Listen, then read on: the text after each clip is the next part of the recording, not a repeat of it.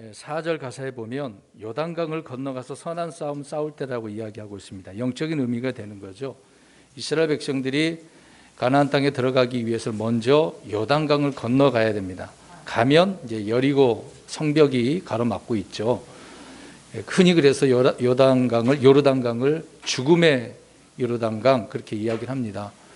왜 그러냐면 그 강에서 죽어서 일어나는 것을 이야기하는 거거든요. 침례를 받을 때 예수님께서도 요르단강에서 그 당시에 죽은 것이 아니겠습니까? 그 물속에 잠기는 것은 죽은 것을 의미하는 겁니다. 죽었다가 다시 일어나는 것, 살아나는 것을 말합니다. 그러니까 다시 우리가 성령님을 통해서 태어나야 영적인 싸움을 싸울 수 있다고 이야기하는 겁니다. 그래서 가나안 땅에 들어가는 것이 이제 선한 싸움을 싸우는 거다. 그래서 여호수아가 가나안 땅에 들어가서 전쟁을 하잖아요. 그래서 이 여호수아는 에베소의 영적 전쟁에 대한 이야기를 이야기하는 겁니다. 구원받고 난 이후에 우리가 전신갑주를 입고 선한 싸움을 싸우는 거다 이야기를 하는 것이거든요. 그래서 우리는 요단강을 건너가서 선한 싸움을 싸울 때 나와 항상 동행할 일이 누굴까? 우리는 내가 혼자 싸우는 것처럼 생각하지만 우린 그렇지 않습니다. 주님이 함께 계셔서 대장이 되셔서 먼저 싸우시는 거죠. 우리는 주님의 그 뒤를 따라가면 되는 겁니다. 그래서 우리 그리스도인들이 이 전신갑주를 입고 영적 싸움을 싸우는 것을 기억하시고 늘 싸워서 승리를 쟁취함으로 말미암아 또 어디에든지 승리의 깃발을 요한이시라고 하잖아요. 깃발을 꽂는 저와 여러분이 되시기를 주의 이름으로 축원합니다. 우리는 연초부터 피할 길을 내사 또 그 피할 길을 만들어 주신 그 부분을 통하여 우리는 또 많은 환난과 시험을 감당해야 된다라고 말씀을 드렸습니다. 그런 영적인 우리가 싸움에 있어서 하나님께 도우시고 선한 길로 인도하셔서 지난주에는 회복, 그 전에는 복구에 대한 이야기를 말씀을 드렸죠. 이렇게 하나님은 우리에게 좋은 것을 주기를 원하고 계시는 것이지 나쁜 것 아니면 무조건 고난에 집어넣어서 더 고난당하는 거 기뻐하는 그런 하나님이 아니시라는 겁니다.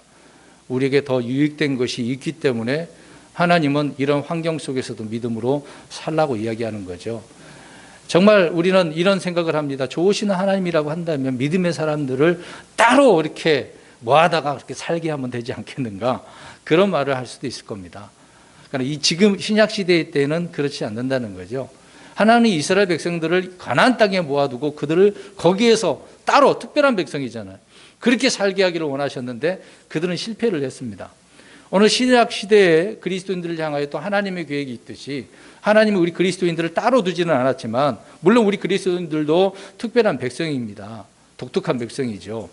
이런 백성 우리 하나님의 자녀들을 저와 여러분들을 이 세상에 남겨두고 계십니다. 세상에서 살게 하시는 거잖아요. 그 이유가 뭐겠습니까? 왜 이렇게 힘듭니까? 많은 사람들이 그런 얘기를 하잖아요. 근데 하나님의 계획과 목적이 있다는 것을 우리는 잊지 말아야 됩니다. 그래서 우리는 이런 환경에서 지금 살고 있는데 어떻게 살아가야 되는가 굉장히 많은 고민들을 합니다. 답을 얻으신 분들도 있고 그렇지 못한 분들이 계속해서 헤매시는 분들도 있거든요. 올 한 해 우리가 이런 문제 하나님은 피할 길을 만드시는 분인데 어떻게 만드시는지 우리는 아직 당장은 모릅니다. 시간이 지나고 나서야 하나님께서 이렇게 길을 열어주셨구나 라고 이야기를 하는 것이죠. 그런데 그런 중간중간에 우리는 말씀을 통해서 이겨내야 된다라고 하는 또 하나님을 신뢰해야 된다라고 하는 이런 문제가 있는 것입니다. 그래서 우리는 이 세상에서 어떻게 적응하며 믿음으로 살아가야 되는가 오늘 이런 부분을 좀 말씀드리려고 합니다. 동물 중에 보면 카멜레온이 있습니다. 우리가 카멜레온 그러면 빨리 생각나는 게 뭡니까? 색깔이 변하죠. 환경이 다른 장소로 이렇게 이 노란색으로 근처에 가면 색깔이 노랗게 변합니다. 초록색이면 초록색으로 변하는 거죠. 이 동물 왜 그렇게 카멜레온이 자기를 그렇게 색깔을 바꿀까요? 자기 보호 때문에 그런 겁니다. 누가 나를 쉽게 봐서 노출되면은 금방 잡아먹힐 수 있기 때문에 자기를 보호하기 위해서 그러는 거죠. 물고기 중에서도 그렇게 색깔이 변하는 물고기가 있더라고요. 여러 그런 동물들이 찾아보면 있겠죠. 근데 이제 그런 좋은 의미에 있어서 나를 보호하기 위한 부분이니까 이제 우리 박쥐를 생각해 보겠습니다. 박쥐 딱 우리가 떠오르면 어떤 생각 같습니까? 좋은 의미는 하나도 없는 것 같아요. 동굴에 숨어 살고 거꾸로 이렇게 매달려져 있고, 흔히 우리가 이제 그 이소우와의 이야기처럼 박쥐를 너 박쥐 같은 사람이다라고 이야기할 때 어떤 의미로 이야기합니까? 여기 붙었다 저기 간에 붙었다 저기 붙었다, 좋은 의미의 사람이라고 이야기를 하지는 않죠. 근데 흔히 이제 이런 박쥐 같은 사람, 간에 붙었다 저기 붙었다 하는 사람은 적응을 참 잘하잖아요. 정치적으로 이야기하면은 지금 정부가 정말 잘한다 그래서 또 계속해서 이어가기 위해서 거기에 붙는 사람 있잖아요. 그러나 반대 세력이 있으면 반대에 달라붙는 그런 또 사람 있죠. 이 반대 세력이 앞으로 대통령이 되고 권력을 차지하겠다, 그래서 거기에 달라붙는 사람들이 있단 말입니다. 좋은 의미는 아니겠죠. 자기가 자기 권력을 유지하고 자기 모든 환경을 만들어가기 위해서는 그렇게 하는 박쥐 같은 사람, 간에 붙었다 쓸개 붙었다 하는 그런 사람이 있을 수도 있겠죠. 세상은 참 요지경이다라고 우리는 볼 수가 있습니다. 자, 이렇게 세상에 있어 여러 환경에 적응을 원하는 사람들이 많이 있고, 그렇게 살아가야 세상에서 승리한 자고 세상에서 인정받을 수 있는 사람이다라고 이야기할 수는 있을 겁니다. 그러나 우리 그리스도인들은 어떨까요? 이런 사회에 적응을 어떻게 해야 되는가 참 고민이 많습니다. 계속해서 이 세상에서 살고 있는데 그리스도인으로 어떻게 해야만이 이 세상을 이기며 승리하며 살 수 있을까? 그래서 오늘은 히브리서 11장 35절에서 38절에 나오는 이 사람들을, 믿음의 사람들을 놓고 우리가 생각을 해보려고 합니다. 이 부분에 대해서 여러 번 작년에도 말씀을 드린 적이 있거든요. 근데 이것을 통틀어서 우리 그리스도인들, 믿음의 사람들이니까 그러면 우리가 이 사람들처럼 이렇게 살아가야 되는가? 아니면 세상이 원하는 대로, 세상이 원하는 그 적응 방법에 따라 우리가 살아가야 되는가? 그것을 우리가 좀 말씀을 통해 살펴보려고 하는 것입니다. 믿음으로 사는 성도들에게 이 세상은 어떤 곳이겠습니까? 좋은 세상입니까? 아니면 가치 없고 너무 보잘것없는 그런 세상입니까? 잘 대답을 하셔야 됩니다. 좋은 세상입니까? 잘 만난 세상입니까? 주님께서 보실 때 야, 참 좋은 세상이야, 잘 살아봐, 그렇게 말씀을 하고 계실까요? 그런 부분은 아니겠죠. 우리 믿음의 사람들이 세상을 그렇게 보는 관점도 중요한 것인데요, 성도는요 세상에 속한 자들이 아니라고 분명히 말합니다. 오히려 세상에서 택함 받은 자들이라고 이야기합니다.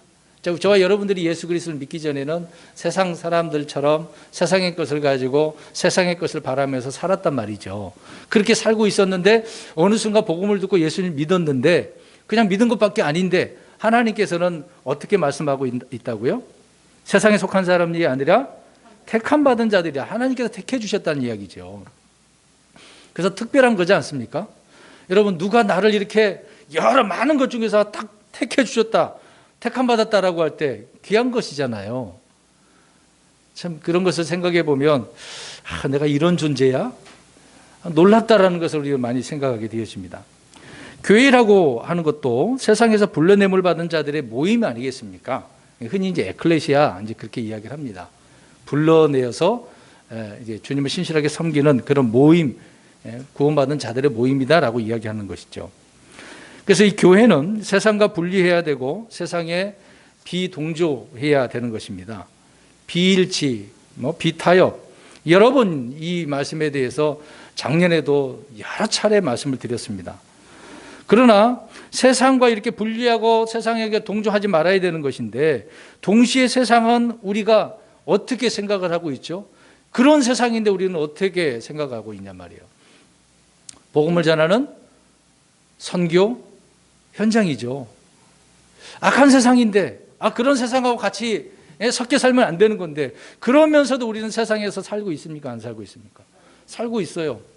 왜 삽니까? 그러면요. 왜 살고 계십니까? 이런 질문을 던지면 답이 나와야 되죠. 이 세상에서 어떻게 하라고? 복음을 전하라고. 단순한 겁니다. 복잡하게 생각하면 안 돼요. 육신적인 우리의 환경, 그런 삶을 놓고 생각해 보면 여러 많은 부분을 생각을 해야 되잖아요. 그러나 택함 받은 자들, 불러냄을 받은 자들이라고 한다면 그런 자들이 주님의 명령에 따라 복음을 전해야 된다라고 하는 부분이라는 것입니다. 오늘 본문에 보십시오. 히브리서 11장 35절에서 38절을 보니까 믿음의 사람들이 세상에 어떤 일을 당했는지를 설명을 해주고 있습니다. 자, 보니까 고문을 당해요. 조롱당하고 채찍질을 받고 결박당하고 옥에 갇히게 되어지고 돌에 치여서 막 동수로에 빠지게 되죠. 때로는 톱으로 잘린 그런 사람도 있고 칼로 죽임을 당하고요. 어떤 사람들은 들과 산과 강으로 추방당해서 쫓겨나잖아요. 그런 성도들은 어떻게 삽니까? 양과 염소 가죽을 입고 또 돌아다니고 그래서 굴에 살기도 하고 짐승들에게 먹히기도 하고. 우리나라 지금은 옛날에 우리 한국에는 호랑이가 있어서 많은 사람들이 잡혀가서 먹히게 되는 경우도 있잖아요. 지금은 이제 볼 수가 없지만 예전에는 그런 무서운 짐승들이 많이 있었습니다. 그래서 짐승들에게 먹히기도 한 거죠. 자, 그럼에도 어떤 교회나 정말 믿음의 교회 성도들은 어떻습니까? 세상을 향해 이런 일을 당하면 우리가 어떻습니까? 막 화가 치밀어 납니까? 분노합니까? 맹목적인 어떤 막 증오심에 붙잡아갖고 저런 나쁜 놈들 막 저주하면서 그럽니까? 심지어 어떤 극단적인 그런 사람들이 있죠. 그런 사람들은 이런 세상이니까 따로 모여서 공동체를 형성하고 산속이나 계곡이나 어떤 섬에 사는 경우가 있잖아요. 그럼 믿음의 사람들은 그렇게 안 한다는 겁니다. 오늘 본문의 말씀 잘 보십시오. 그렇게 하지 않는다는 겁니다. 오늘날 기독교를 우리가 많이 생각해 보십시오. 또 이단에 빠진 사람들 대부분 이런 식으로 운영되고 있는 것을 보게 되어집니다. 자, 아무튼 우리는 이렇게 세상의 이런 악함을 통해서 분노하고 증오심을 갖고 미워하는 그런 사람들은 아니죠. 그 이유는 세상은 여전히 분명하게 영적 전쟁을 하는 그런 전쟁터 아니겠습니까? 그러면서 동시에 우리가 해야 될 일이 있기 때문에 그렇습니다. 한 혼이라도 우리가 이겨와서 하나님의 자녀를 만들어야 되기 때문에 그러는 것이죠. 이것이 아니면 우리가 참 힘들 수밖에 없습니다. 낙이 없는 거죠. 뭐 때문에 우리가 살아가야 되는지 그 일을 모르는 것입니다. 괴로울 수밖에 없는 거죠. 때로 어떤 이들은 그리스도인들은 세상 사람들로부터 완전히 격리되어야 된다. 지금 많은 사람들이 그렇게 이야기하죠. 기독교인들 다 없어졌으면 좋겠어. 하나님 저들 빨리 데려갔으면 좋겠어. 이런 말을 하는 사람들이 굉장히 많이 있습니다. 그러나 우리는 분리된 삶을 살되 세상 밖으로 나가서 살아서는 안 되죠. 이런 악한 사람들이 있으니까 우리 따로 이렇게 살아야 된다. 그래서는 안 된다라고 성경 말하고 있습니다. 우리 성경 구절 한번 볼까요?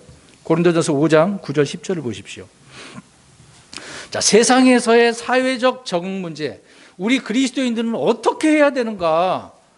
이 부분을 오늘 본문 말씀을 통해서 이해를 하고 지금 고린도전서 5장 9절 10절을 통해서 우리가 깨닫기를 원합니다. 시작. 내가 음행하는 자들과 사귀지 말라고 서신해서 너희에게 썼으나 이 말은 이 세상에 음행하는 자들이나 탐욕을 부리는 자들이나 강탈하는 자들이나 우상 숭배자들과 전혀 함께하지 말라는 것이 아니니 만일 그리하려면 너희가 반드시 세상 밖으로 나가야 하리라. 세상 보기 꼴 보기 싫다. 그래서 어떤 사람은 산으로 가고 따로 전원주택 구하고 그렇게 가버리잖아요. 세상 보기 싫어서. 그럼 우리가 세상 밖으로 나가야 된다는 이야기잖아요. 근데 우리 그리스도인은 아니라고 바울은 이야기를 하고 있습니다. 바울이 선교 여행을 떠나면서 얼마나 많은 힘들고 어려운 일을 겪었습니까? 근데 그런 세상이 악해서 도망 다녔습니까? 바울이요? 아니죠. 그 환경을 받아들였습니다. 복음을 전하기 위해서죠. 여러분, 세상은 이렇게 얘기할 거예요. 세상은 성도들이 정직하고 의롭게 행할 때 세상은 그들은 비타협자고 부적응자고 심지어 독불장군, 저도 이런 이야기를 우리 아버지한테 들었습니다. 예전에요. 조직이 어떤 조직의 부적합자로 매도해 버리는 경우가 많잖아요. 이런 사람들은 사회하고는 안 맞아. 이렇게 얘기를 하는 거죠. 기독교인들에 대해서. 그래서 동료들이 함께 어울리는 회식 자리, 친목을 위해서, 화합을 위해서 그런 명분으로 하기 위해 이제 모이잖아요. 그러면 그 사람들이 주로 권하는 것이 뭡니까? 술을, 춤도 추고 그러잖아요. 이것을 즐기지 않으면 그리스도인들을 어떻게 해요? 싫어해요. 싫어해요. 여러분 어떻습니까? 직장생활 하면 이런 경우가 많이 있잖아요. 술을 안 마시고 맨 안주만 먹으면 안주만 먹는다고. 그래서 그리스도인들을 안 데려가려고 하는 그런 경우도 있습니다. 그리스도인들 싫어해요. 그럼 반대로 그러면 생각해 보겠습니다. 성도들이 적극적으로 세상과 어울려 살면은 어떻게 세상 사람들은 이야기합니까? 어떻게 이야기해? 좋게 이야기할까요? 오히려 아유, 저기 썩었어. 타락했어. 아유, 악취 냄새가 나. 아이, 교회다운 모습이 안 보이네. 저 가짜야, 가짜. 이런 말을 들어요. 여러분 어떻게 하겠습니까? 적응을 해야 하라는 거예요, 하지 말라는 거예요? 세상 사람들 입장에서는 그리스도인들이 항상 잘하든 못하든 어떻게 해요? 싫어요. 모욕과 조롱거리가 될 수밖에 없습니다. 성경에 충실하면 광신자라는 소리를 듣고 성경대로 살지 않으면 위선자라는 말을 하는 게 이 세상이고 세상 사람들의 말들인 것입니다. 이런 말을 들으면 힘들죠. 특히 믿지 않는 남편이나 아내, 가족들을 통해서 이런 말을 들으면 막 심란할 수밖에 없을 것입니다. 세상은 그리스도를 십자가에 목을 박았듯이 그리스도를 따르는 자들 역시 못을 박으려고 하는 것입니다. 우리 주님께서 이미 세상을 악하다고 말씀하지 않았습니까? 그럼 세상이 이렇게 악하다고 말씀하셨으니까 우리 그리스도인들은 세상을 사랑해야 될까요? 아니죠. 세상에 동화되어야 되겠습니까? 아니죠. 이 말씀 우리가 많이 들었으니까. 또 세상과 친구가 되어야 되겠습니까? 일치해야 되겠습니까? 아니라는 거죠. 왜? 주님이 악하다고 그랬기 때문에. 악한 것과 섞여 살고 동화되고 사랑하면 친구가 되면 안 된다라고 이야기를 하는 것이 성경 말씀이라는 것이죠.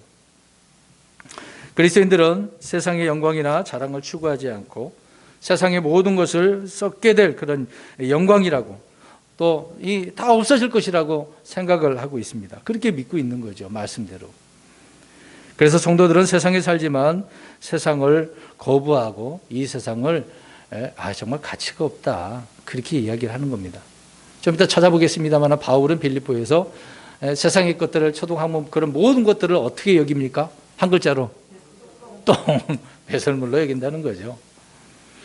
가치가 없다는 얘기입니다. 세상의 것이 그렇게 귀한 것이라고 한다면 교회에다 갖다 놔야 될 거 아니에요. 그런데 그런 것들은 하나님과 상관이 있어요, 없어요? 없다라고 이야기를 하고 있는 것입니다. 오늘 38절을 보십시오. 그래서 세상은 이런 사람들에게 합당치 아니하였느니라. 우리나라 말로 지금 번역된 게 합당이라는 단어를 썼습니다. 영어로 보시면 또 영어에서 죄송합니다. worth라고 하는 단어거든요. 가치라는 이야기예요. 가치라는 이야기예요. 그러니까 합당치 아니했다는 말은 가치가 없다 그 얘기를 하는 겁니다. 그러니까 우리 믿음의 사람들은 이 세상이 어떻다고요? 가치가 없다. 그런 얘기를 하고 있는 겁니다. 그래서 우리는 이 세상을 나그네요 순례자의 삶을 사는 것이다. 우리가 그런 사람이라고 말씀을 하고 있는 것이죠. 여러분, 이집트를 버린 모세를 생각해 보세요. 거기서도 왕이 될 수도 있었던 문제 아니겠습니까? 근데 모세는 이집트를 버렸습니다. 그런 것처럼 믿음으로 산 사람들은 세상을 포기하고 버렸다라고 지금 히브리서에서 말씀을 하고 있는 것입니다.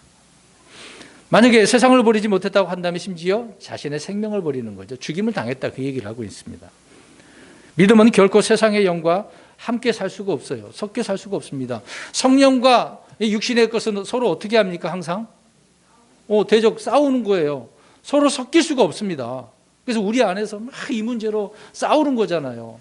내 육신은 세상의 육신의 욕심에 이끌려 살기를 원하는데 성령이 뭐 아니라고 이야기하고 있습니다. 그러니까 괴로운 거거든요. 오늘 히브리서 11장 35절 38절은 세상의 성도들을 얼마나 악독하게 괴롭혔는지를 다양하게 기록을 하고 있습니다. 정말 이런 구절을 읽으면 어떻게 이렇게 살았지? 그럴 수 있어요. 그럼에도 지금 이 사람들 보니까 패배자들이라고 이야기하고 있습니까? 패배자예요? 승리자라고 말씀을 하고 있습니다. 그렇게 기록을 하고 있는 거예요. 채찍에 맞았는데 칼에 치고 돌에 맞고 옥에 갇히고 어떻게 보면 패배자의 굴욕이라고 볼 수가 있잖아요. 그러나 아니라고 이야기를 하고 있습니다. 이들은 믿음으로 이겨낸 자들이다 라고 이야기를 하고 있습니다. 세상은 그래서 성도들을 이렇게 세상의 오물이고 찌꺼기라고 그렇게 여기고 있습니다마는, 믿음의 성도들은 오히려 그 세상을 가치가 없는 것이다 라고 여기고 있다는 것이죠. 세상이 주는 모든 영화, 쾌락, 권세 등을 아까 우리가 대답한 것처럼 똥으로, 배설물로 여기는 것이다라고 빌립보서 3장 8절에 말씀을 하고 있습니다. 여러분, 성도들 안에 있는 믿음은 세상을 이는 근거가 되는 거라고 그러잖아요.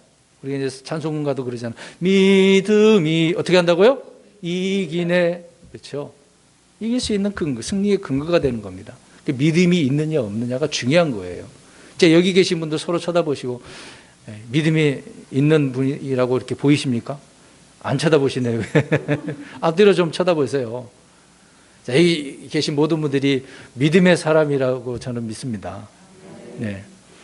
그래서 믿음의 사람들은 하나님에게서 난 사람들이기 때문에 무엇이든 이 세상을 다 이길 수가 있습니다. 하나님의 지혜는 세상 지혜를 이긴다고 하고 있고, 하나님의 약함은 세상의 강함을 이긴다고 말하고 있습니다. 약할 때 곧 강함이라고 말씀하고 있잖아요. 우리 예수님의 피는 세상의 모든 죄를 다 어떻게 할 수 있는 거죠? 제거할 수 있는 거예요. 놀랍지 않습니까? 하나님의 말씀, 성경은 이 세상의 모든 말들을 이길 수 있습니다. 말씀이 다 말이잖아요. 워드라고 하잖아요. 단어잖아요. 말씀인데 그 말씀이 세상의 말들을 다 이깁니다. 이기고도 남는 거죠. 그래서 저와 여러분들이 하나님의 아들들이고 성령으로 태어났기 때문에 세상의 자녀들을 이기며 사는 것입니다. 근데 왜 우리가 이기며 살아가야 되는데 맨날 패배자의 삶을 살려고 하십니까? 작년에 패배자가 됐는데 올해도 또 패배자가 되려고 합니까? 아니면 작년에 승리자가 됐으면 올해도 또 승리자가 되어야 되는 것이죠. 굴복당해서는 안 되는 겁니다. 주님은 세상의 빛이시고 세상의 구원자시고 세상의 죄를 제거하시는 분이시지만 세상에 속하신 분이 아니라고 요한복음 8장 23절에 말씀합니다. 나는 이 세상에 속하지 아니하느니라. 우리 예수님이 세상에 속하지 않는 분이라고 한다면 저와 여러분도 세상에 속하지 않은 분들이에요. 그러나 지금 세상에 살고 있습니다. 성도들은 세상에서 택함 받은 자들이라고 분명히 말합니다. 근데 세상 위정자들이 볼 때 그리스도인들은 이런 사람들이니까 반기도 잘 안 들으니까 세금도 잘 내고 법을 준수하고 왕을 존경하고 그러니까 잘 건드리지 않은 것처럼 보이죠. 아니에요. 이런 그리스도인들을 더 억압하는 것이 세상 권력입니다. 오늘 말씀에 나오잖아요. 그 당시에 로마가 다스리고 있을 때 얼마나 많은 그런 권력에 의해서 그리스도인들이 특히 어려움을 당했습니까? 고문을 가하죠. 채찍질과 옥에 가두고 추방하고. 왜 이런 일을 당하게 됩니까? 뭐 때문에 그래요? 누구 때문에 그래요? 이 세상 왕국이 누구에게 속해 있기 때문에 그렇습니까? 마귀에게. 우리는 세상에 속하지 않는다고 그랬습니다. 그러니까 마귀는 이 세상이 자기 것인데 나에게 속하지 않은 것들이 있네? 이런 것들을 어떻게 하는 거예요? 자기 세상 왕국에서 추방시키는 거죠. 그래서 세상 권력자들을 휘어잡고 그런 권력을 이용해서 믿는 자들을 핍박하는 것이다. 그 얘기를 성경은 지금 말씀을 하고 있는 것이에요. 그래서 오늘 히브리서에 나오는 사람들이 이런 어려움을 당했다라고 이야기를 하고 있는 것입니다. 요한복음 15장 19절에 너희가 세상에 속하였으면 세상이 자기 것을 사랑하였으리라. 그러나 너희가 세상에 속하지 아니하고 도리어 내가 세상에서 너희를 택하였으므로 세상이 너희를 미워하느니라. 이제 우리는 하나님의 것, 하나님께 속했기 때문에 마귀의 것이 이 세상이 저와 여러분들을 어떻게 한다고요? 미워한다고요. 정말 미워해서 그리스도인들을 보기만 하면 그냥 겉으로 볼 때 말 안 할 때는 몰라요. 그리스도인이라고 말을 하고 내가 그리스도인처럼 살면 무엇을 받는다고요? 미움을 받는 겁니다. 특히 가정에서 보십시오. 다 믿으면 괜찮은데 안 믿는 분이 있으면 이런 일이 일어납니다. 그래서 믿지 않은 사람은 믿는 사람들의 그 모습을 보는 거예요. 말과 행동을 보는 겁니다. 정말 성경과 일치하느냐? 욕하면서도 일치하면은 인정하거든요. 그러나 말과 행동이 항상 다르고 더 나쁜 짓 하고 이상한 말들, 이상한 행동을 하게 되어지면 더 욕하고 위선자라고, 그리스도인이 아니라고 이렇게 핍박을 하는 것입니다. 세상과 성도들은 분명히 함께 살고 있지만 같이 존재할 수가 없습니다. 일치할 수도 없고 친구가 될 수도 없고 서로 사랑하는 관계가 될 수가 없습니다. 그런데 오늘날 기독교를 한번 보십시오. 흔히 말하는 기독교 단체들이 어떻습니까? 많은 신학자들, 종교 지도자들이 어떻습니까? 교회라고 하는 것을 통틀어서 이야기하면서 이 교회를 세상과 어떻게 하려고 하죠? 하나 되게 하려고, 융합하게 하려고. 그래서 WCC라는 것도 있지 않습니까? 종교 통합 그런 것도 있잖아요. 그러면서 이 세상과 같이 적응을 하고 세상을 위해서 무슨 일을 자꾸 하려고 만들고 있다는 것입니다. 자꾸 시도를 하고 있는 거죠. 그러나 성경적으로 보면 이거는 비성경적이라는 것입니다. 주님은 세상을 책망하시고 성령님을 통해서 죄에 대해서, 의에 대해서, 심판에 대해서 책망하신다고 하지 않습니까? 죄에 대해서라는 것은 뭡니까?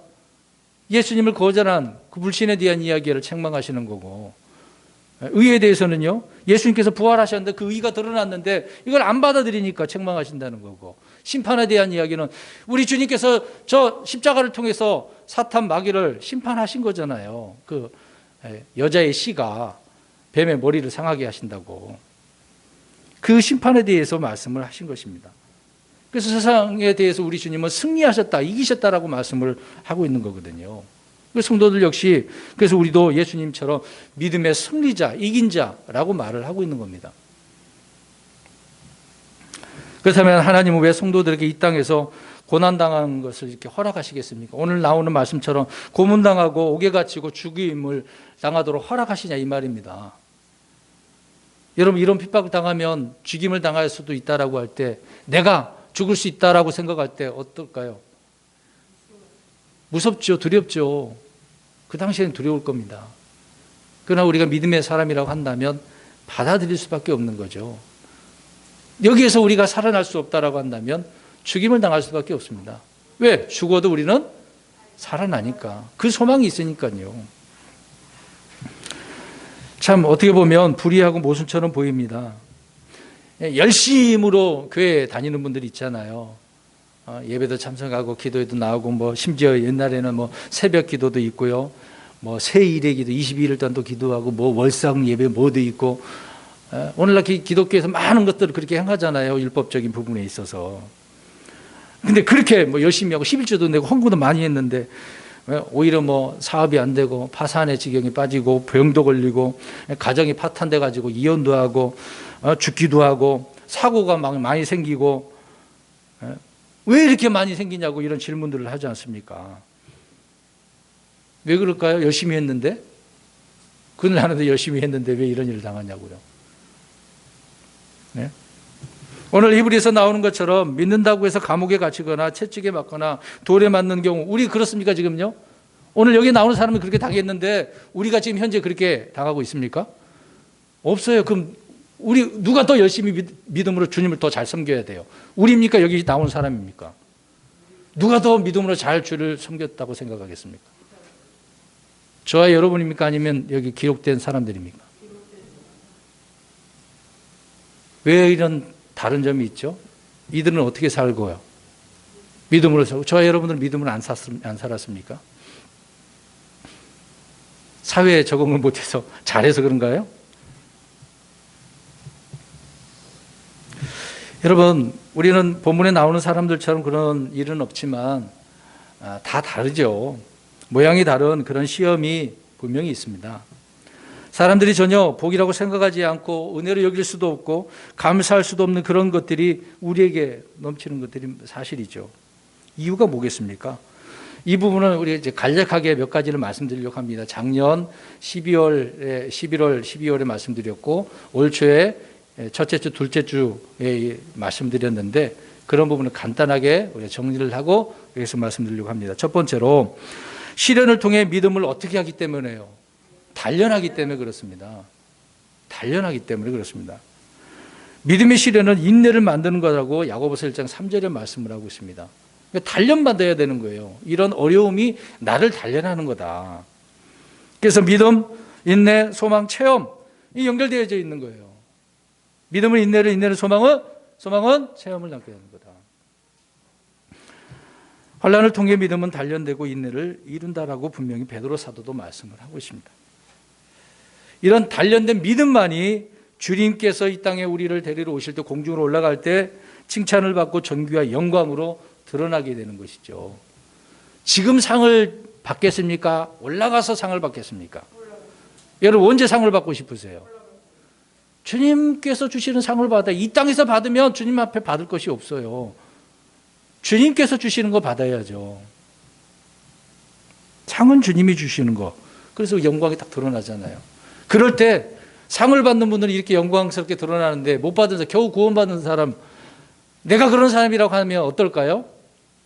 주님 앞에 갔는데 창피해요. 부끄러움을 당하는 거죠. 여기 계신 분들 다 상 받았으면 좋겠습니다. 아멘. 이제 속을 하시는 분도 계시고 안 하시는 분들은 나는 구원만 받으면 돼요. 그런 분들이 혹시 있을지 모르겠네요. 우리가 구원을 받은 것은 기본적인 거예요.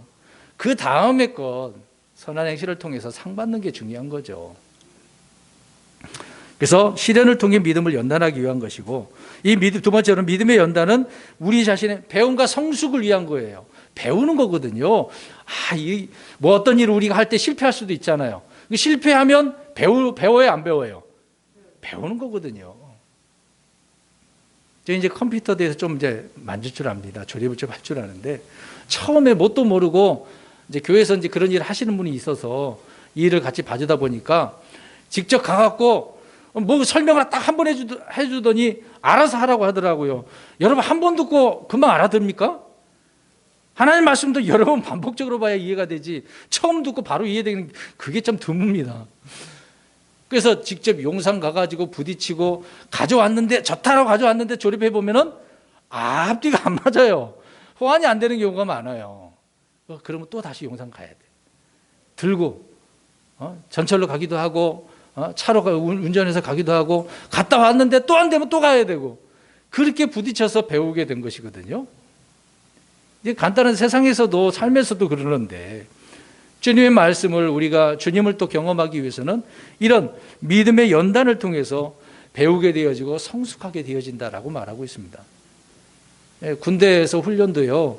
한 번만 훈련하고 끝나나요? 논산이나 그리고 훈련돼서 뭐 4주나 6주 받고 끝나나요? 계속해서 훈련합니다. 특히 전방에서 최전선에서 나가는 공격대원들 있을 거 아닙니까? 전투대원들. 그들은 항상 연습합니다. 훈련해요. 몸에 배야 되거든요. 그렇게 자기 자신이 성숙하게 되기 때문에 그러는 거죠. 자, 그럼 보겠습니다.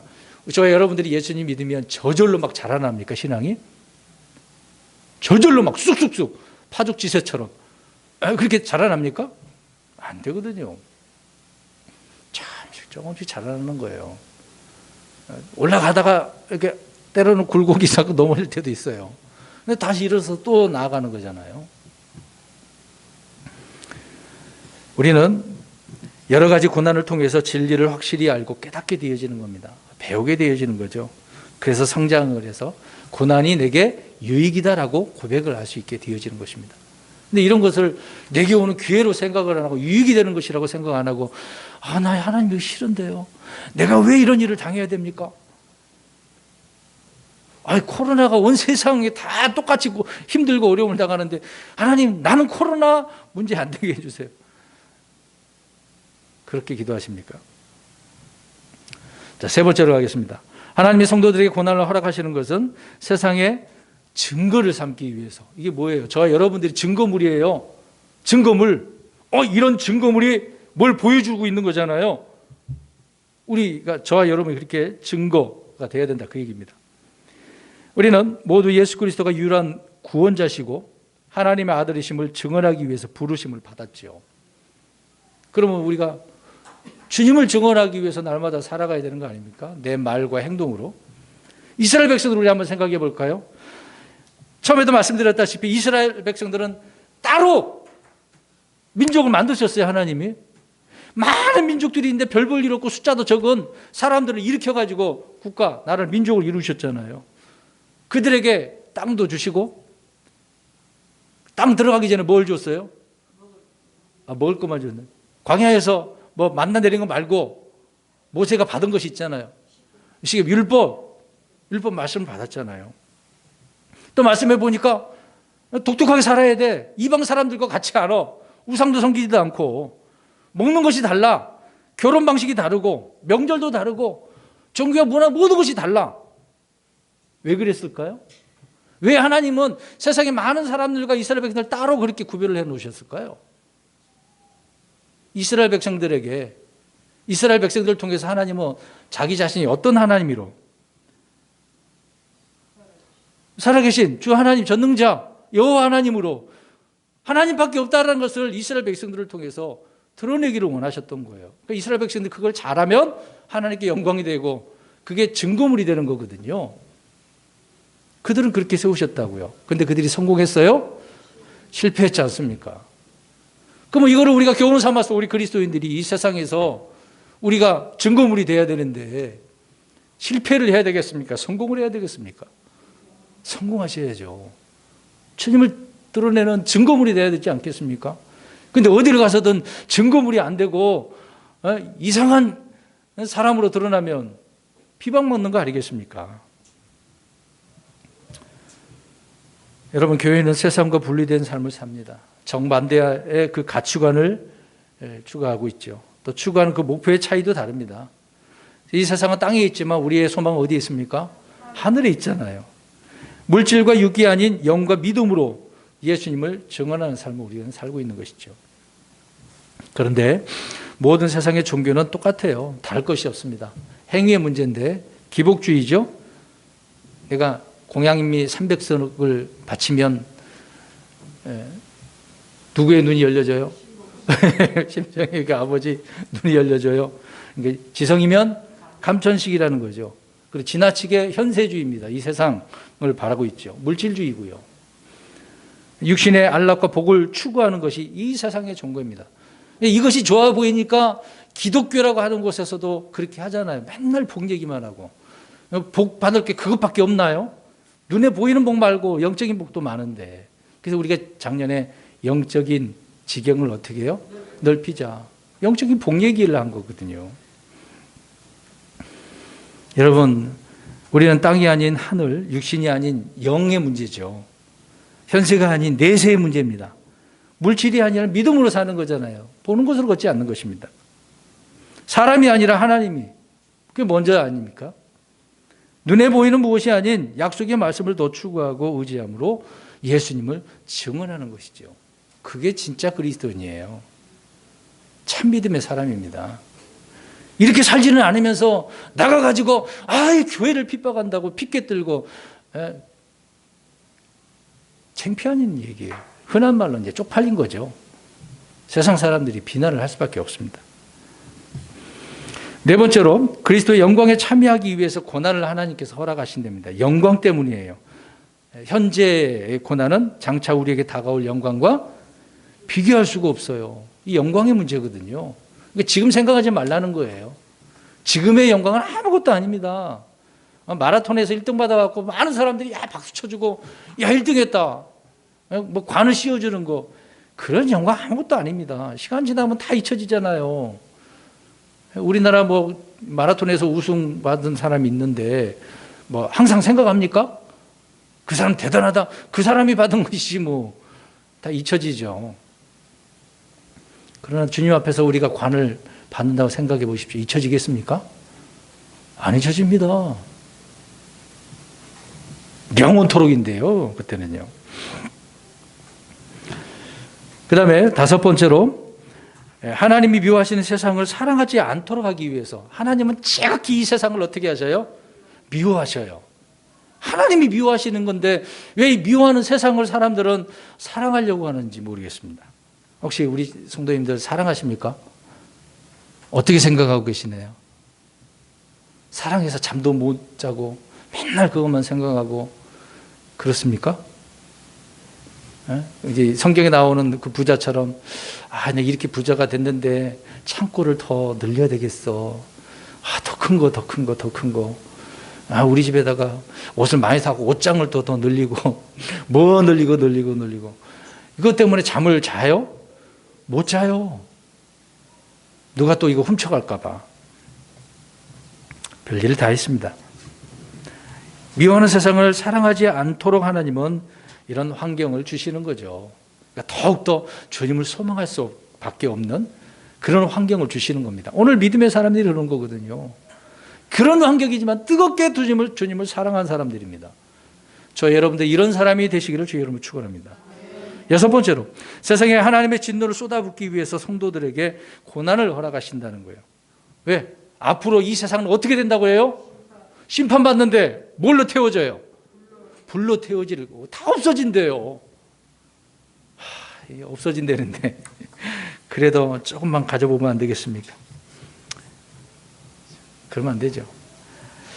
하나님은 그래서요, 이 불법이 다 찰 때까지 기다리고 계시는 거예요. 때를 기다리는 거예요. 불태워서 다 없애버리시려고. 때를 기다리는 겁니다. 그 다음 일곱 번째로 하나님은 고난을 통해서 참과 거짓을 구별하십니다. 육신적인 성도들은요, 이제 교회만 다니는 그런 거짓 신자들이라고 볼 수가 있겠죠. 또 그런 사람들이 있습니다. 이런 사람들은 자신이 믿음이 정말 있는 사람이라 생각을 해요. 그래서 내가 이런 예수님을 자기가 잘 믿는다고 생각을 해서 많은 사람들에게 막 강력하게 어필을 합니다. 그러다 보면 이제 부작용이 일어날 경우가 많이 있죠. 누가 너무 그렇게 하면 안 돼. 그렇게 강하게 나가면 안 돼. 말도 좀 부드럽게 해야 돼. 근데 그 사람 아니라고 그런 경우가 많거든요.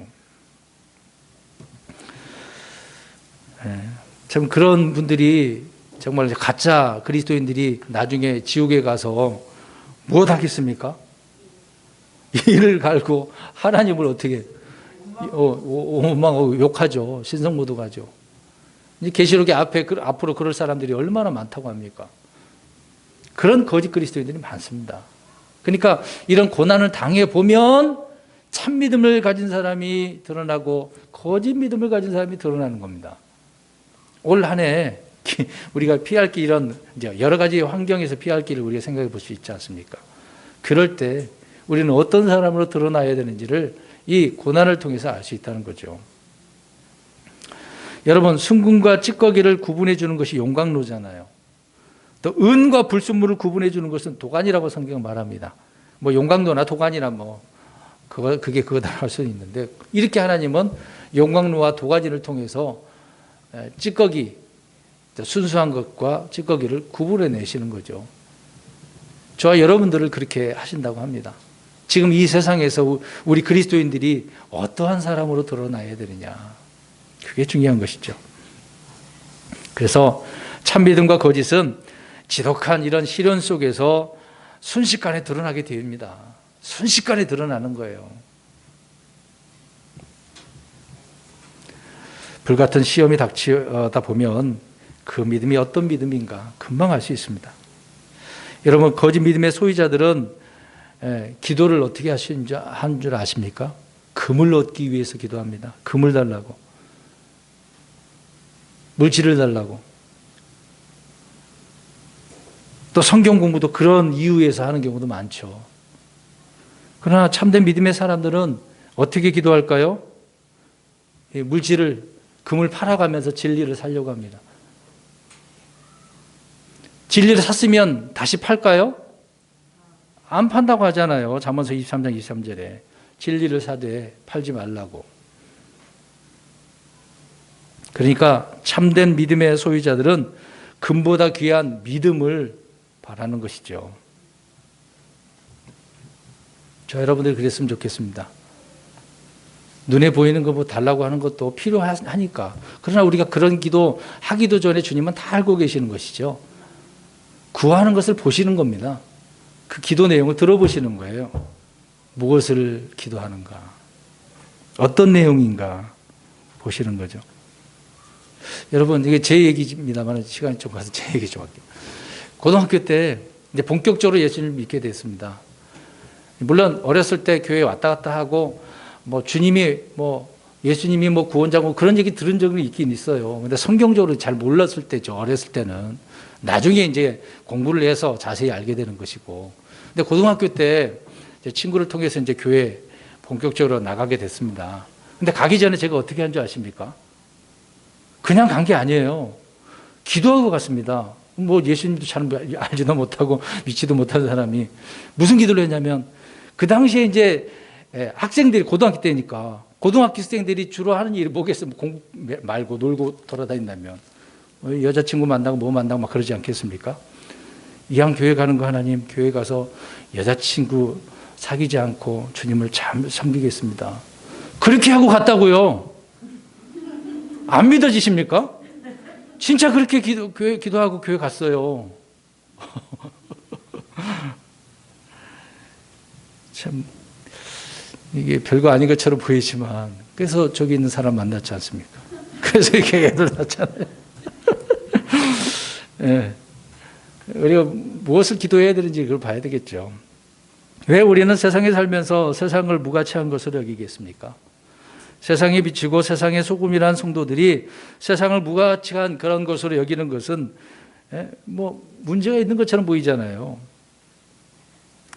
성도들은 세상 밖으로 나가서 사는 사람들이 아닙니다. 세상에서 사는 사람들입니다. 그럼에도 우리는 세상을 무가치한 것으로 여기고 있는 것이죠. 우리는 세상의 영을 받지 않았습니다. 하나님의 영을 받았죠. 그래서 우리 안에 성령님이 계시고 주님이 계시고 성전 삼으신 거 아니겠습니까? 그런데 우리가 더 살기 좋은 세상 만들어야 된다고 더 나은 세상을 만들기 위해서 기도하냔 말이에요. 어떻습니까? 이런 것들을 정치적으로 이용하는 사람들 기독교인들 많이 있습니다. 많은 사람들이 이런 것을 가지고 성경 내용 조금 가지고 선동을 해요. 성경은요 사회주의, 공산주의, 민주주의 상관없어요. 그런 거 상관없습니다. 여러분 사회주의에서도 예수님 믿는 사람 있잖아요. 공산주의에서도 예수 믿는 사람 있고 민주주의에서도 예수 믿는 사람 있고 이 세상의 이념이잖아요. 세상 권력이고 세상의 법이 그러지 않습니까? 나라가 이것을 추구하면 또 그렇게 가는 거고 또 나라가 또 이거 아니다라고 하면 또 바뀌어지는 거고 이 세상은 계속 이렇게 됩니다. 그런 곳에서 우리가 살고 있어요. 우리는 이런 세상 이념에 중요한 게 아니에요. 민주주의가 이러니까 나가서 이렇게 해야 된다. 성경 구절에 보니까 이런 내용이 또 자유라는 단어가 있으니까 그걸 가지고 또 들이밀고 그것뿐이겠습니까? 사회주의자들, 공산주의자 주장하는 내용도 성경에 나오는데요. 이념에 빠지면 그렇게 되는 겁니다. 왜 기독교인들이 그러냐고요. 설교할 내용이 이렇게 많은데 창세기부터 계시록까지 강해만 해도 몇십 년을 하겠더만요. 지금 창세기 21장 시작을 했는데 1년이 넘었습니다. 자세히 하려고 하니까 그러겠죠. 할 얘기가 얼마나 많은데요. 성경 이야기가. 근데 어떻게 세상에 이념 이야기를 교회에서 합니까? 왜 그런 데 빠졌는지 모르겠습니다. 목사가 왜 그런 일에 신경 쓰나요? 이 세상이 악하다고 말하고 있는데 이 세상을 기도해가지고 변화시키자. 우리가 만들어보자. 그런 사람이 있다니까요. 민주당에서 그런 사람이 있고 국민의힘당에서 그런 사람이 있고 크리스찬이라고 하는데 어떻게 볼 겁니다. 그러면 그거 어떻게 보실 거예요? 저는 어디 정치에 속하지 않았습니다. 누가 자꾸 물어봐요. 이런 얘기하면은 어느 당이냐고 어디 당이냐고. 저는 그런 신경도 안 씁니다. 상관도 없어요. 우리는 그렇게 기도하지 않는다 그 얘기입니다. 지금 오늘 본문에 나온 사람들이 어떻게 했다고 이런 일을 당해도 감당했다고요. 받아들였다고요. 적응을 어떻게 했냐 이 말이에요. 나가서 피켓 들고 반대하고 그랬냐 이 말입니다. 어떻게 했어요? 쫓아내니까 쫓겨난 거죠. 그렇게 살아서 쫓겨나서 이렇게 양의 가죽, 소 가죽 이렇게 쓰고 살았어요. 동굴에서 굴에서 대적하지 않았다 그 얘기입니다. 목사님 너무 그런 거 아니에요? 때로는 할 말 해야죠. 그런 말 하시는 분들이 있을 수도 있어요. 성경이 뭔지를 먼저 보자 이 말입니다. 성경이 말하는 그리스도인들은 뭐냐 이 말이에요. 오늘 히브리서에 왜 믿음에 대해서 쭉 이야기하면 이런 사람들 이야기를 하고 있어요. 이런 사람들처럼 어떻게 하라는 거예요? 살라고요. 손해보는 것 같은데요. 손해보세요. 죄송한 이야기지만. 손해보세요. 고난당하세요. 이게 주님의 말씀이라는 거예요. 목사님 오늘 왜 주의 첫날 너무 힘들게 하는데요. 그렇게 생각하지 마시고 성경적으로 보자고요. 우리 갈라디아서 6장 14절 보겠습니다. 우리 그리스도인들은 성경적 가치관을 올바르게 가져야 되겠죠. 성경이 말하는 가치를 따져야 됩니다. 세상의 이념을 가지고 성경을 이해하려고 하면 이해가 안 되는 거예요. 성경을 보고 판단하셔야 됩니다. 갈라디아서 6장 14절 시작.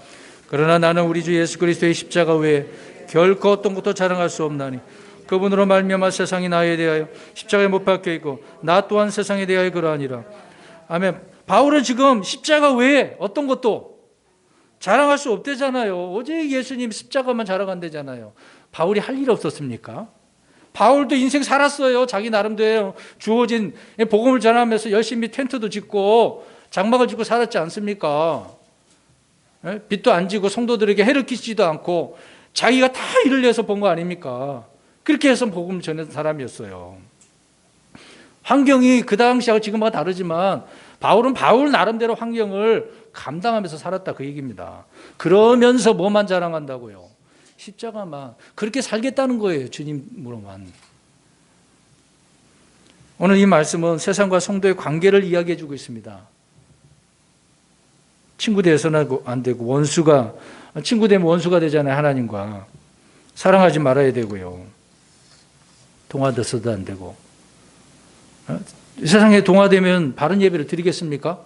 여러분 세상에 동화되면 이 예배당에 나와서 예배하겠냐고요.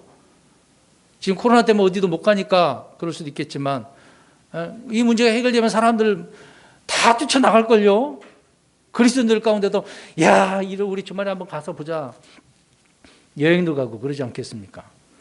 여러분 어디 못 가서 힘드시나요? 우리는 세상을 무가치한 것으로 여기는 이유가 충분한 이유가 있죠. 왜 그러냐면 이 세상의 통치자 마귀 악하기 때문에 마귀가 있기 때문에 그래요. 사람들의 마음을 복음의 빛이 비추지 못하도록 가리고 있기 때문에 또 세상은 성도들을 미워하기 때문에 이 세상의 것을 우리가 좋아할 수가 없죠. 다 미워할 수밖에 없습니다. 뭐 이유만 해도 충분한 거 아니겠습니까? 여러분 믿음으로 산 이들의 삶을 보시기 바랍니다. 오늘 보십시오. 결박당하죠. 돌에 맞아 죽죠. 사막과 산과 땅굴과 동굴에서 떠돌아다니죠. 이들이 세상을 위해 어떤 타협도 제시하지 않았습니다. 그런 내용을 안 써놨잖아요. 바울이 어떻게 알고 그래? 이런 사람이 실제 그 당시에 있었으니까. 히브리서 기자가 이거를 알고 지금 적어놓은 거 아닙니까? 믿음의 사람들이 이렇게 걸었다는 걸요. 구약에도 그 당시에 사람들도 있었다는 거죠. 근데 오늘날 지도자들이라고 하는 사람들이 어떻게 하면 교회가 세상을 위해 좀 더 이바지할 수 있을까? 교회가 세상의 호의와 도움을 어떻게 하면 얻을 수 있을까? 이런 데만 막 생각하시는 분들이 있어요. 오히려 교회가 믿음을 통해 철저히 세상에 따돌림을 받고 배척받는 것에 대해서 이런 데죠. 오늘 저는 이것에 대해서 설교하고 있지 않습니까? 근데 이런 설교는 안 하고 이 교회가 세상과 합쳐져야 돼. 그들을 데려오려면 복음을 전하려면 섞여야 돼. 갖다가 붙이는 거죠. 그래서 각종 세미나를 열고 교회가 시대에 적응하자고 사회에 적응하자고 사람들의 필요에 응답하자고 구호를 외치고 촛불 집회도 하지 않습니까? 심지어 자선 바자회도 하죠. 여러분 교회가 자선 단체입니까? 잘못 알고 있는 상식이에요. 저는 예전에 그런 줄 알았습니다. 교회는 무조건 가난한 사람, 어려운 사람 다 무조건 도와줘야 된다고. 그래야 됩니까? 너무 인색한 거 아니에요? 그렇게 생각할 수도 있네요. 성경적으로 보면 그렇지 않습니다. 먼저 믿는 자에게 먼저 잘하라고 그랬습니다. 초대교회 때는 자기 것을 팔아서 나눴다고 하지 않습니까? 다 동등하게 사용했다고 하잖아요. 근데 그게 사회적 공산주의잖아요. 그것만 가지고 따지면. 그것만 갖고 이야기하면 안 되죠. 사랑으로 우리가 그렇게 해야 됩니다. 그건 맞는 이야기죠. 근데 그것을 지금으로 많은 사람들이 사회에 적응하자고. 교회는 사회에 적응할 수가 없어요. 안 된다고 지금까지 계속 성경은 말하고 있지 않습니까? 안 된다고요. 섞여 살 수도 없고 사랑할 수도 없고 하나님과 원수인데 어떻게 좋아할 수 있습니까? 왜 안 되는 걸 자꾸 그렇게 합치려고 하냐고 이 말이에요. 성경에 나오는 믿음의 사람들은 핍박하면 핍박을 받았어요. 죽이면 죽임을 당했어요. 때리면 맞고요. 가두면 갇혔죠. 목사님 나 그렇게 살기 싫은데요. 뭐 어쩔 수 없는 거고요. 그 정도 믿음이라고 한다면 어쩔 수 없는 거죠. 자기가 원하는 데 사는 거죠. 근데 성경적으로 사시기를 원하신다면 이걸 기억하시고 그런 일이 오면 이겨내시면 되는 겁니다. 피하지 마시고요. 왜 성도들에게 세상은 무가치한 것이겠습니까?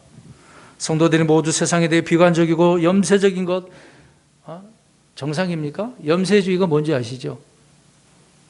세상 보기가 싫어. 저런 것들하고 어찌 같이 살아. 뭐 그런 거죠, 쉽게 얘기해서.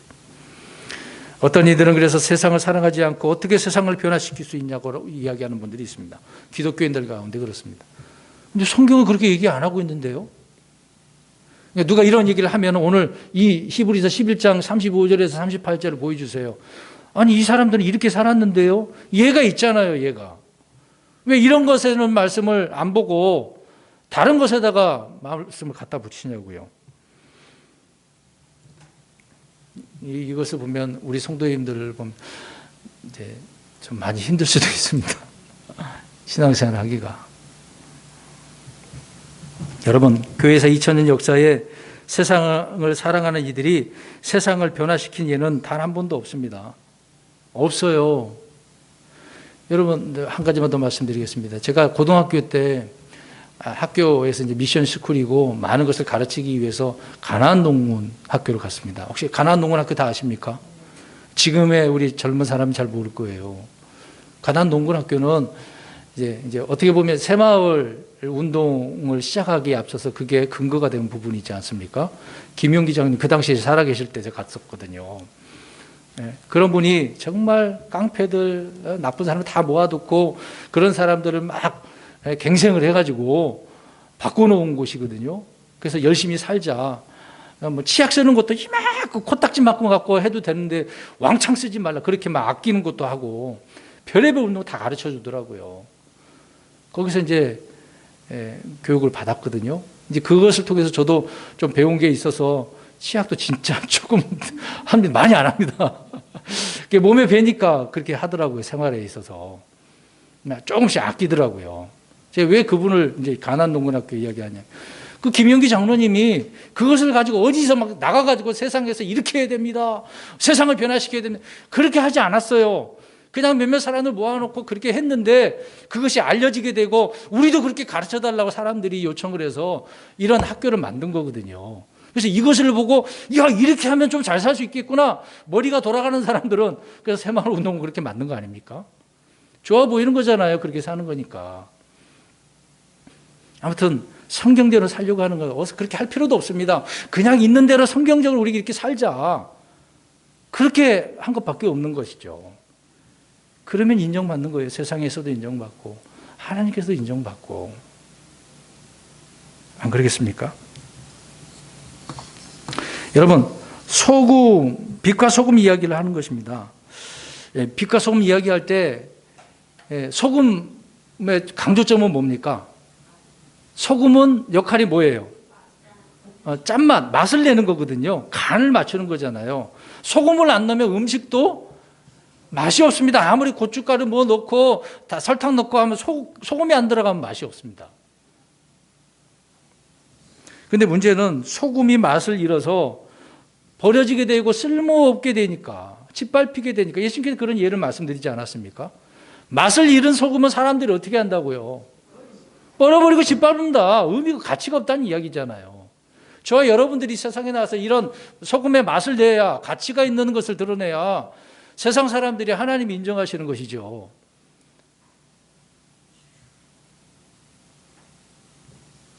기록된 성경을 엎어두고 자기 생각과 알량한 어떤 흔히 말하는 개똥철학이 하잖아요. 그런 것으로 끊임없이 교회를 세상과 더불어 사는 공동체고 협력자로 만들려고 하는 이런 사람들, 이거 다 거짓 사역자들입니다. 성경대로 표현한다면. 우리는 그런 사람들과 같이 할 수가 없죠. 분리할 수밖에 없습니다. 성도들은 현 세상의 가치를 정확하게 그래서 파악을 해야 됩니다. 하나님께서 무가치하게 여기는 것은 우리도 어떻게 해야 된다고요? 무가치하게 여겨야 돼요. 미워하는 것은 우리가 어떻게 해야 됩니까? 미워해야 돼요. 마지막으로 질문을 던져봅니다. 믿음의 사람들이십니까? 그럼 세상의 승리자이십니다. 세상을 무가치한 것으로 여기시고 계십니까? 이건 대답 못 하시네요. 만약에 세상을 무가치한 것으로 여기신다면 성경적인 가치관을 소유하신 사람들입니다. 성경이 그렇게 말하고 있기 때문에 그래요. 여러분, 성경대로 믿는 신자라고 한다면 이런 말씀을 그대로 우리가 실천해야 되지 않겠습니까? 이런 말씀들을 아예 그냥 팽개쳐버리고 생각도 안 하고 자기 이념에 빠진 사람들이 얼마나 많습니까? 우리는 균형 잡힌 그리스도인이 살아가야 됩니다. 그런 사람을 하나님께 피할 길을 만들어 주시죠. 그렇게 안 살면서 하나님 피할 길 주세요. 좋은 것 좀 주시면 안 되겠습니까? 내 기도 좀 들어주십시오. 하나님은 그런 기도를 가정하다고 하십니다. 응답받고 싶으시면 사회에 적응하는 것이 아니라 말씀에 적응하시고 그 말씀에 따라 열매가 있는 이런 삶을 사시는 저와 여러분 되시길 주의 이름으로 축원합니다. 아멘. 기도하겠습니다.